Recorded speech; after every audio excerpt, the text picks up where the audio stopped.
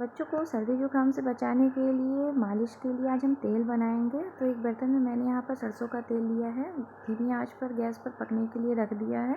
एक छोटे चम्मच मेथी दाना, एक छोटे चम्मच अजवाइन, 4 से 5 लहसुन की कलियों को छोटे छोटे टुकड़ों में कट करके ले लिया है। जब तेल हमारा हल्का गर्म होने लगेगा तो सारी चीज़ों को उसमें ऐड कर देना है। ध्यान रहे कि तेल ज़्यादा गर्म नहीं होना चाहिए और 1 से 2 मिनट तक सारी चीज़ों को हमें पकाना है। ध्यान रहे सारी चीज़ों को जलाना नहीं है, बस हल्का सा कलर चेंज होने लगेगा तो गैस की फ्लेम को बंद कर देना है। थोड़ी देर तेल गर्म रहेगा तो सारी चीज़ें और भी पक जाएंगी।